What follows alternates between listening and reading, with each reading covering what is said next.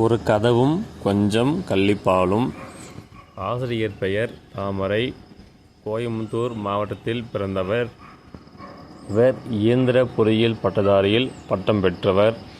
கவிதை தொகுதி ஒரு கதவும் கொஞ்சம் கள்ளிப்பாலும், சிறுகதை தொகுதிகள் சந்திரக்கற்கள், என் நாட்குறிப்பின் நடுவில் இருந்து சில பக்கங்கள் என புத்தகங்களை அவர் எழுதியுள்ளார்.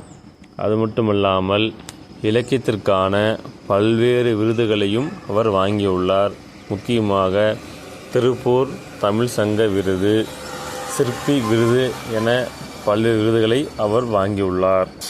இக்கவிதை சுருக்கத்தை தற்போது பார்க்கலாம்.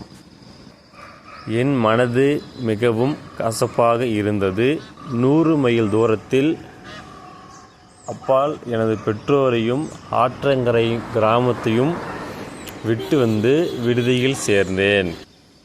எனக்குள் பிரிவு ஏற்படுத்திய விடுதி மற்றும் விரோதி ஆயிற்று. நான் பிறந்த மண்ணின் வாசத்தை காற்று என் அறைக்கு எடுத்து வருவதால் விடுதியின் ஜன்னல் மற்றும் தோழியாக மாறியது. வாரத்திற்கு 2 முறை நானும் 3 முறை பெற்றோரும் என மாறி மாறி வந்து போனோம். ஆனாலும் எனக்கு என் படிப்பும் இந்த விடுதி வாழ்க்கையும் பிடிக்கவில்லை. அதனால் என்னை வந்து அழைத்து போங்கள் என்று நான் பெற்றோருக்கு 100 முறை கடிதம் எழுதியிருந்தேன். இப்படியாப்பட்ட சூழலில்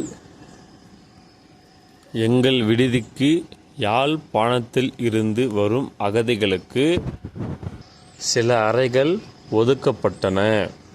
அப்போது ஒரு பெண் வந்தால், என் அறை தோழியாய் வந்தவள் என்னை விட சின்னவள். அவளது வருகையால் எனது அறை கதவு திறந்தது போலவே எனது மனக்கதவும் திறந்தது. அவள் அப்போது அவனிடம் பேசினாள். அவர்கள் படும் துன்பங்களை ஒவ்வொன்றாக எடுத்துரைத்தாள். ஊரை, உடைமைகள், உறவுகள் அனைத்தையும் விட்டு வந்ததை ஒவ்வொன்றாக சொன்ன பெண் வியந்து போகிறான். அப்பொழுதுதான் நினைக்கிறான், தோழி துன்பத்திற்கு முன் நம் துன்பம் ஒன்றும் பெரிது இல்லை என்று. மீண்டும் அம்மாவிற்கு கடிதம் எழுதுகிறான். அம்மா, நான் மிகவும் நலமாக உள்ளேன். நீங்கள் அடிக்கடி என்னை பார்க்க வர வேண்டாம்.